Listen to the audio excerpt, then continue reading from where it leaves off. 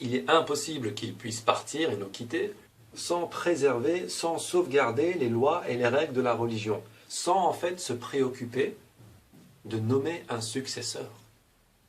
Un successeur qui aura pour but non pas de recevoir des révélations puisque c'est terminé, mais de veiller au bon fonctionnement des affaires religieuses et sociales des personnes.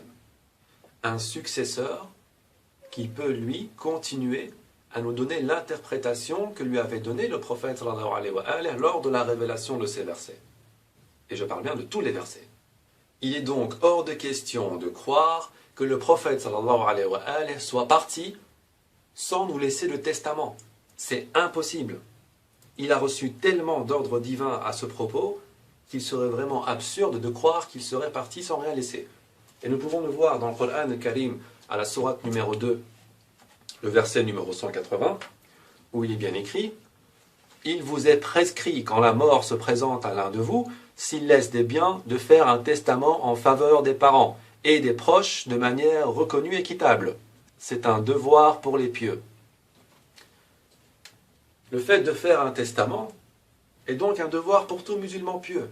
Il est donc clair et net que le prophète sallallahu alayhi wa sallam a laissé un testament dans lequel non seulement il donnait ses derniers conseils, mais en plus désignait un successeur. Et le prophète sallallahu alayhi wa sallam a laissé ce testament. Et il a bien désigné son successeur. Et ce, à travers de nombreux hadiths. Cette narration où le célèbre testament a été dicté par le prophète sallallahu alayhi wa sallam à sa umma, on peut le trouver dans le Sahih Muslim par exemple, le 5e tome, l'édition Al-Hadith, au numéro 6225, qui est rapporté par Yazid ibn Hayyan. Et il est dit: un jour, le messager d'Allah sallallahu alayhi wa sallam se tint debout parmi nous pour nous donner un sermon près d'un point d'eau appelé Khum, donc Ghadir Khum, entre la Mecque et Médine. Il loua Allah, fit son éloge, exhorta et fit le rappel. Puis dit: ô gens, je ne suis qu'un être humain. Peu s'en faut que vienne l'émissaire de mon Seigneur et que j'y réponde, c'est-à-dire l'ange de la mort. Je laisse parmi vous deux charges. Je laisse parmi vous deux charges. La première est le livre d'Allah, contenant la droiture et la lumière. Prenez donc le livre d'Allah et tenez-vous-y. Il recommanda le livre d'Allah et y exhorta. Puis dit: et les gens de ma maison, je vous rappelle Allah concernant les gens de ma maison. Je vous rappelle Allah concernant les gens de ma maison. Je vous rappelle Allah concernant les gens de ma maison.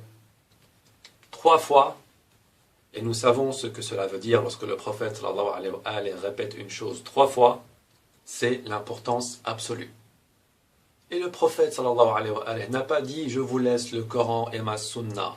C'est une déclaration qui n'a vraiment pas lieu d'être, car les textes qui affirment qu'il aurait dit le Coran et la sunna n'ont même pas de chaîne de transmission valable.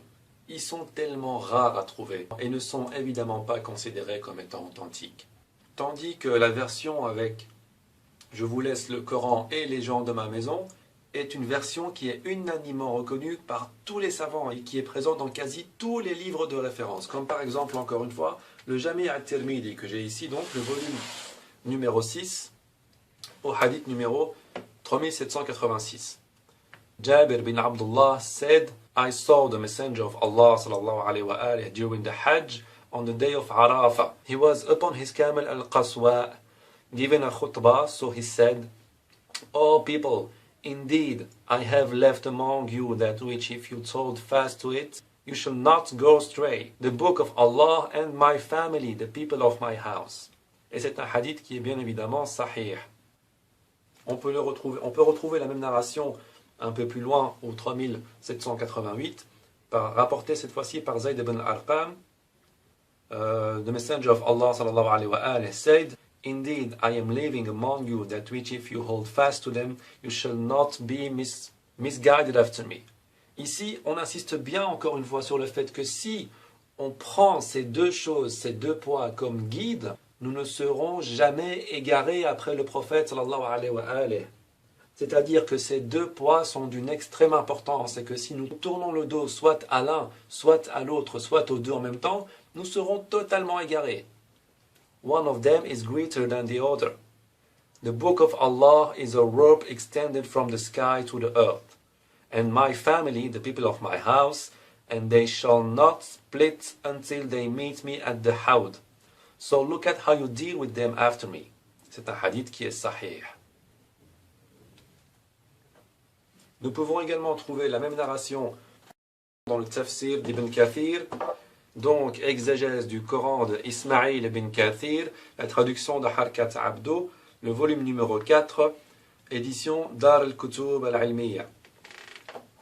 Et nous pouvons trouver donc à la sourate numéro 42, le verset numéro 23, dit « Je ne vous demande pour cela nul salaire, mais seulement la sympathie due aux proches. » Et l'interprétation est la suivante. « Eux, dit l'autre, est-ce vous ?» « Oui, dit Ali ibn al-Hussein. En outre, il est rapporté que l'envoyé sallallahu alayhi wa alayhi a dit dans son discours de Ghadir Khum « Je laisse parmi vous les deux arrois, le livre de Dieu et ma famille. Ils ne se sépareront pas jusqu'à ce qu'ils viennent à moi au bassin. » Il est aussi rapporté qu'il a dit « Ô gens, je laisse parmi vous ce à quoi, si vous vous tenez, vous ne serez jamais égarés. » Donc si on se tient à ces deux poids, je le répète encore, nous ne serons jamais égarés. Le livre de Dieu et ma famille, la famille de ma maison. Combien d'entre vous ont suivi la guidance de la famille de la maison du prophète sallallahu alayhi wa sallam? Combien d'entre vous l'ont délaissé? Tous les textes vont dans ce sens. Alors, mis à part le fait que ce hadith est cité par toutes les sources importantes, il est aussi rapporté par plus d'une vingtaine de compagnons différents. Ce n'est pas la même origine. Ce hadith est donc très imposant. Il est impossible d'y faire face ou de fermer les yeux dessus. Les deux poids de guidance, donc nos deux guides après la mort du prophète sallallahu alayhi wa alayhi, sont le Coran d'une part et les Ahlul Bayt d'une autre part. Je vous pose donc encore une fois la question, qu'est-ce qui vous a pris de prendre des autres personnes comme guides? D'autant plus, comme je le disais tout à l'heure, que le prophète sallallahu alayhi wa alayhi a explicitement désigné Ali alayhi salam comme étant son successeur après lui. Alors là, on se trouve devant une situation paradoxale. Tout le monde ignore totalement le hadith qui mentionne la famille du prophète comme étant l'une des deux charges, l'un des deux trésors, alors qu'il est considéré authentique et mutawatir par les plus grands savants. Mais lorsqu'on leur parle du hadith qui dit que les deux poids sont le Coran et la sunna du prophète, alors là, il est mondialement connu, alors que ce hadith n'est rapporté par quasi aucune source valable. Il est donc clairement question de désinformation. On essaie de nous glisser sous le nez des informations qui sont fausses, on essaie de nous endoctriner avec cela, on nous ment depuis le départ dans les écoles, dans les émissions, dans les biographies, etc. en nous faisant croire que le prophète sallallahu alayhi wa alayhi aurait dit « Je vous laisse le Coran et ma sunna » alors que tous les textes authentiques vont dans un autre sens qui prouve bien que le prophète sallallahu alayhi wa alayhi a réellement dit « Je vous laisse deux choses, le Coran et les Ahlul Bayt ».